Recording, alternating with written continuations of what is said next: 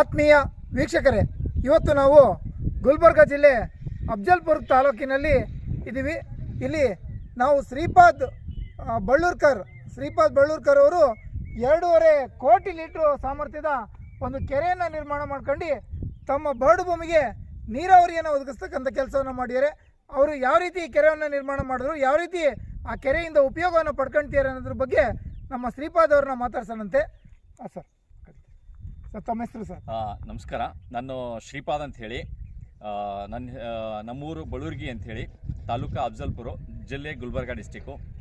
So basically Gulbarga ಡಿಸ್ಟಿಕ್ನಲ್ಲಿ ನೀರಿನ ಕೊರತೆ ತುಂಬ ಇದೆ. ಆ ನೀರಿನ ಕೊರತೆ ನೋಡ್ಕೊಂಡ್ಬಿಟ್ಟು ಈ ಕೃಷಿಕರಿಗೆ ಭಾಳ ಕಷ್ಟ ಆಗ್ತಾಯಿತ್ತು. ಅದು ಒಂದು ಹೇಗೆ ನಿವಾರಿಸೋದು ಅಂಥೇಳಿ ನೋಡೋದಕ್ಕೆ ನಾವು ಯೋಚನೆ ಮಾಡಿದಾಗ ನಮಗೆ ಈ ಕೃಷಿ ಹೊಂಡದ್ದು ಒಂದು ಕಲ್ಪನೆ ನಮಗೆ ಗೊತ್ತಾಯಿತು. ಸೊ ಅದರಿಂದ ನಮ್ಮದು ಟೋಟಲ್ ಆ್ಯಕ್ಚುಲಿ 20 ಎಕರೆ ಜಮೀನಿದೆ.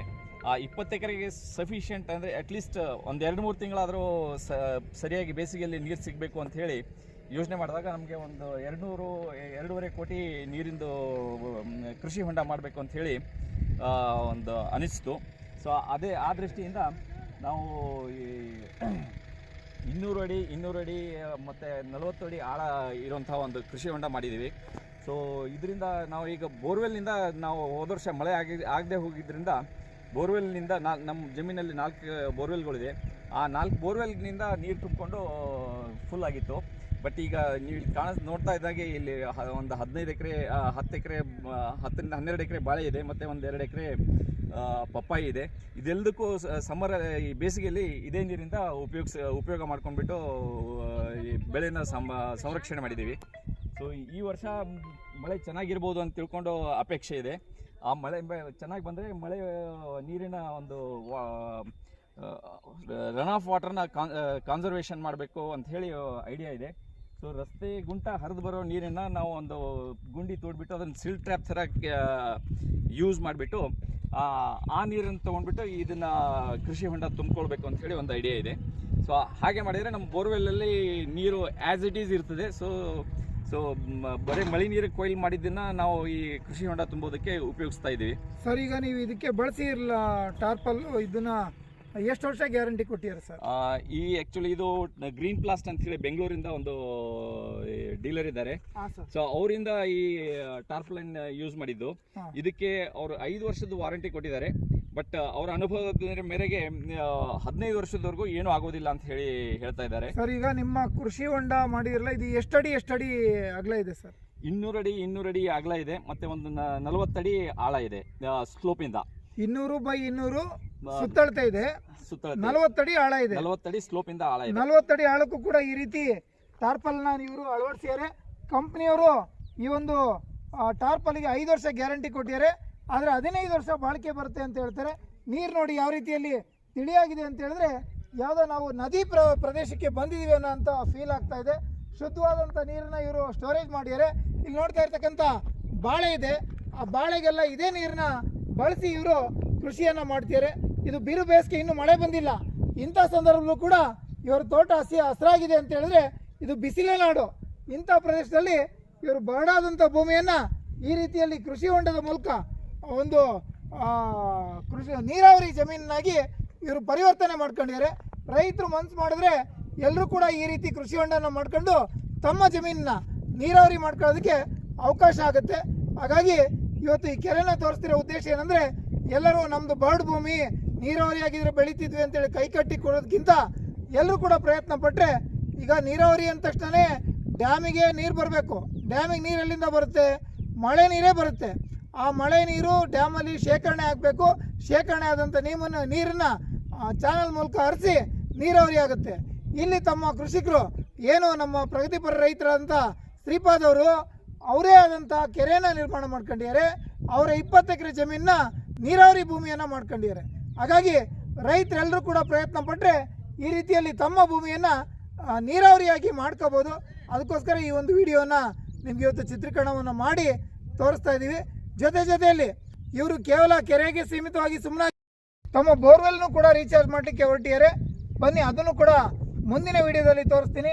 ಇವತ್ತು ಈ ಕೆರೆನ ನೋಡಿದ್ರೆ ತುಂಬ ಖುಷಿ ಆಗುತ್ತೆ. ಕೆರೆ ಹಿಡಿಯೋದಕ್ಕೂ ಕೂಡ ಏನಾದರೂ ಇದ್ದರೆ ಹಗ್ಗವನ್ನು ಕೂಡ ಇವರು ಮೊದಲೇ ಹಾಕಿ ಇಟ್ಕೊಂಡಿದ್ದಾರೆ. ಈ ಹಗ್ಗದ ಸಹಾಯದಿಂದ ಕೆರೆ ಒಳಗಡೆ ಇಳಿದು ಏನಾದರೂ ಇದ್ದರೆ ನೋಡ್ಬೋದು.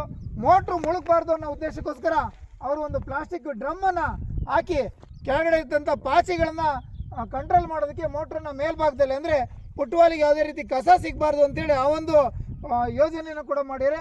ಆದರೂ ಕೂಡ ಇವ್ರ ನೀರಲ್ಲಿ ಯಾವುದೇ ರೀತಿ ಪಾಚಿ ಇಲ್ಲ, ತುಂಬ ತಿಳಿಯಾದಂಥ ನೀರು, ತುಂಬ ಯಾವುದೋ ಚಾನಲ್ಲು ಡ್ಯಾಮಲ್ಲಿ ಇದ್ದಂಥ ನೀರಿದ್ದಂಗೆ ಶುದ್ಧವಾಗಿದೆ.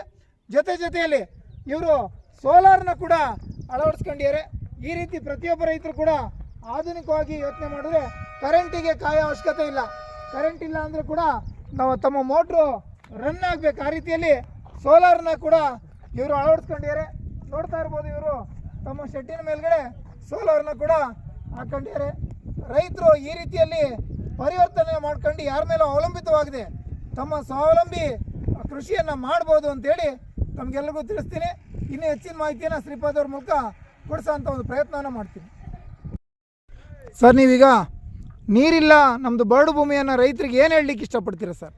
ಆ್ಯಕ್ಚುಲಿ ನೀರಿಲ್ಲ ಅಂಥೇಳಿ ನಾವು ಸುಮ್ಮನೆ ಕೈ ಕಟ್ಕೊಂಡು ಕೂತ್ರೆ ಆಗೋದಿಲ್ಲ.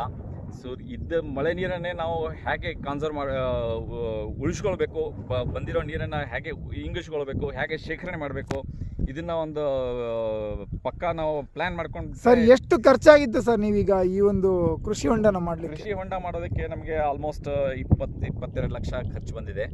ಸೊ ಬರೀ ಪೇಪರ್ ಹಾಕೋದಕ್ಕೆ ಒಂದು 5.5-6 ಲಕ್ಷ ಖರ್ಚಾಗಿದೆ. ಸೊ ಆಮೇಲೆ ಇದನ್ನೆಲ್ಲ ಮಾಡಬೇಕಾದ್ರೆ ನಮಗೆ ಆ್ಯಕ್ಚುಲಿ ಕಾಂಟ್ರಾಕ್ಟರ್ಗಳೆಲ್ಲ ನಮಗೆ ಪ್ರಶಾಂತ್ ಬಿರಾಜ್ದಾರ್ ಅಂತ ಹೇಳಿ ನಮ್ಮ ಸೋಲಾಪುರಿಂದ ಕಾಂಟ್ರಾಕ್ಟರ್ ಬಂದಿದ್ದರು. ಅವರು ಕೂಡ ಕನ್ನಡದವರೇ, ಬಟ್ ತುಂಬ ಚೆನ್ನಾಗಿ ನಮಗೆ ಕೋಆಪ್ರೇಟ್ ಮಾಡಿದರು. ಅವರೆಲ್ಲ ಟೀಮ್ ಆರ್ಗನೈಸ್ ಮಾಡಿದರು. JCB, ಹಿಟಾಚಿ ಎಲ್ಲ ಆರ್ಗನೈಸ್ ಮಾಡಿದರು. ಆಮೇಲೆ ಈ ಪೇಪರ್ ಏನು ನೋಡ್ತಾ ಇದ್ದೀವಲ್ಲ, ಇದೆಲ್ಲ ಗ್ರೀನ್ ಪ್ಲಾಸ್ಟ್ ಅಂತ ಹೇಳಿ ಬೆಂಗಳೂರಿಂದ ನಮಗೆ ಇವ್ರು ಮಾಡಿದ್ದು, ಆರ್ಗನೈಸ್ ಮಾಡಿದ್ದು. ಸೊ ಒಟ್ಟಿನಲ್ಲಿ ಇಲ್ಲಿ ಮಾಡಬೇಕಾದ್ರೆ ಆಲ್ಮೋಸ್ಟ್ ಒಂದು 1.5-2 ತಿಂಗಳು ತುಂಬ ಕಟ್ಟ ಮೇಲೆ ಇದು ಈಗ ಈ ಶೇಪಿಗೆ ಬಂದಿದೆ. ಅದ್ರ ಜೊತೆಗೆ ಅದಾದಮೇಲೆ ನಾವು ಈ ಸೋಲಾರ್ ಕೂಡ ಮಾಡ್ಕೊಂಡಿದ್ದೀವಿ. ಇದಕ್ಕೆ ಈ ಸೋಲಾರಿಂದ ಬೇಸಿಕಲಿ ಬರೀ ನೀರು ಕನ್ಸರ್ವ್ ಮಾಡಿದರೆ ಅಷ್ಟೇ ಅಲ್ಲ, ಬಟ್ ಅದ್ರ ನಮಗೆ ಕರೆಂಟಿನ ಮೇಲೆ ಡಿಪೆಂಡೆನ್ಸಿ ಹೋಗಬೇಕು, ಅದ್ರ ಮೇಲೆ ಅವಲಂಬನೆ ಇರಬಾರ್ದು ಅಂತ ಹೇಳಿಬಿಟ್ಟು ಈ ಸೋಲಾರ್ ಪಂಪ್ ಸೆಟ್ ಕೂಡ ಅಳವಡಿಸಿದ್ದೀವಿ. 10 HP ಶಕ್ತಿದು ಸೋಲಾರ್ ಪಂಪ್ ಹಾಕಿದ್ದೀವಿ. ಆ ಸೋಲಾರ್ ಪಂಪ್ ಮುಳುಗಬಾರ್ದು ಅಂತ ಹೇಳಿಬಿಟ್ಟು ಹಳದಿ ಬಣ್ಣದೇನು ನಿಮಗೆ ಇಲ್ಲಿ ಕಾಣಿಸ್ತದೆ, ಅದು ಫ್ಲೋಟರ್ ಅಂಥೇಳಿ, ಇದು ಪೂನಾದಿಂದ ತರಿಸಿದ್ದು. ಸೊ ಹೀಗೆ ಬೇರೆ ಬೇರೆ ಎಲ್ಲ ಇದು. ಫ್ಲೋಟರ್ ಯಾವ ರೀತಿ ಕೆಲಸ ಮಾಡುತ್ತೆ ಸರ್? ಫ್ಲೋಟರ್ ಆ್ಯಕ್ಚುಲಿ ನಿಮ್ಮ ಪಂಪ್ ಕೆಳಗಡೆ ಹೋಗಿ ಪೇಪರ್ ಆ್ಯಕ್ಚುಲಿ ಭಾಳ ಸೆನ್ಸಿಟಿವ್ ಇರ್ತದೆ. ನಿಮ್ಮ ಪೇಪರ್ ನಿಮ್ದು ಏನಾದರೂ ಪಂಪ್ ಸೆಟ್ ಏನಾದರೂ ಅಕಸ್ಮಾತಾಗಿ ಕೆಳಗಡೆ ಹೋಗಿ ಟಚ್ ಆದರೆ ಪೇಪರ್ ಕಟ್ ಆಗೋ ಚಾನ್ಸಸ್ ಇರ್ತದೆ. ಅದರಿಂದ ನೀವು ಮಾಡಿರೋದೆಲ್ಲ ಎಫರ್ಟ್ಸ್ ಎಲ್ಲ ವೇಸ್ಟ್ ಆಗಿಬಿಡ್ತದೆ. ಅದು ಹಾಗೆ ಆಗಬಾರ್ದು ಅಂತ ತಿಳ್ಕೊಂಡ್ಬಿಟ್ಟು ಈ ಫ್ಲೋಟರ್ ಹಾಕಿದ್ದೀವಿ. ಸೊ ಆ ಫ್ಲೋಟರ್ ಯಾವತ್ತೂ ನಿಮಗೆ ಅದು ಟಚ್ ಮಾಡೋದಕ್ಕೆ ಬಿಡೋದೇ ಇಲ್ಲ. ಒಂದು ಸ್ವಲ್ಪ 3-4 ಫೀಟಿನ ಡಿಸ್ಟೆನ್ಸ್ ಯಾವಾಗಲೂ ಮೇಂಟೈನ್ ಮಾಡಿಕೊಂಡೇ ಇರ್ತದೆ ಅದು. ಸೊ ಅದರಿಂದ ಅದು ಪೇಪರ್ ಭಾಳ ಸೇಫ್ ಆಗಿರ್ತದೆ ಇದರಿಂದ. ಸೊ ಇಲ್ಲದೆ ಹೋದರೆ ಡ್ರಮ್ ಗಿಮ್ ಹಾಕ್ಕೊಂಡು ಅದೆಲ್ಲ ಮಾಡಬೇಕಾಗ್ತದೆ. ಅದೆಲ್ಲ ಅಂದರೆ ಸರಿ ಕೆಲಸ ಮಾಡಿದಷ್ಟು ಮಾಡ್ತದೆ, ಇಲ್ಲದಿದ್ರೆ ಏನಾದರೂ ಆದರೆ ಕೆಳಗಡೆ ಹೋಗಿ ಕೂತ್ಕೊಂಡ್ಬಿಡ್ತದೆ. ಸರ್, ಈ ಒಂದು ಕೃಷಿ ಹೊಂಡನ ಅವಲಂಬಿಸಿ ಎಷ್ಟು ಎಕರೆ ಭೂಮಿನ ನಿರ್ವಹಣೆ ಮಾಡ್ತೀರಾ ಸರ್ ನೀವೀಗ? ಈ ಕೃಷಿ ಹೊಂಡ ಆಗೋಕ್ಕಿಂತಲೂ ಮುಂಚೆ ನಾವು ಒಂದು 5-6 ಎಕರೆ ಮಾತ್ರ ಮಾಡ್ತಾ ಇದ್ವಿ, ಇದೇ ಬಾಳೆ ಬೆಳೀತಾ ಇದ್ವಿ. ಬಟ್ ಈ ಕೃಷಿ ಹೊಂಡ ಮಾಡಿದ ಮೇಲೆ ಒಂದು ಆಲ್ಮೋಸ್ಟ್ ಈಗ 12 ಎಕರೆ ಬಾಳೆ ಇದೆ, ಆಮೇಲೆ ಒಂದು 2 ಎಕರೆ ಪಪ್ಪಾಯಿ ಇದೆ, ಆಮೇಲೆ ಒಂದು 5 ಎಕರೆವರೆಗೂ ನಾವು ಮತ್ತೆ ನಮ್ಮ ಬೇರೆ ಬೆಳೆಗಳನ್ನ ತಗೊಳ್ಳೋದಕ್ಕೆ ಈಸಿ ಆಗ್ತಾ ಇದೆ. ಅಂದರೆ ನಾವು ಮಳೆನ ವೇಟ್ ಮಾಡ್ತಾ ಕೊಡೋದಿಲ್ಲ. ಸೊ ನಮ್ಮಲ್ಲಿ ಇರೋ ನೀರಿನಿಂದ ನೀರು ಕೊಟ್ಬಿಟ್ಟು ನಾವು ಬಿತ್ತನೆ ಮಾಡ್ಕೊಂಡ್ಬಿಟ್ಟು ನಮ್ಮಷ್ಟಕ್ಕೆ ನಾವು ಮುಂದೆ ಹೋಗ್ಬೋದು. ಸೊ ನಮ್ಮ ಮಳೆ ಮೇಲಿನ ಅವಲಂಬನೆ ಪೂರ್ತಿ ಕಡಿಮೆ ಆಗಿಬಿಟ್ಟಿದೆ ಇದರಿಂದ. ಸೊ ಇದೊಂದು ಒಳ್ಳೆಯ ಅನುಭವ ಮತ್ತು ಚೆನ್ನಾಗಿದೆ ಅಂತ ಹೇಳಿ ನನಗನ್ನಿಸ್ತದೆ. ಗುಲ್ಬರ್ಗಾದಂಥ ಬರಡು ನಾಡಿನಲ್ಲಿ, ಬಿಸಿಲು ನಾಡಿನಲ್ಲಿ ಇಂಥ ಒಂದು ಎಫರ್ಟ್ ಮಾಡಿದರೆ ಡೆಫಿನೆಟ್ಲಿ ನಮಗೆ ತುಂಬ ಲಾಭ ಆಗುತ್ತೆ.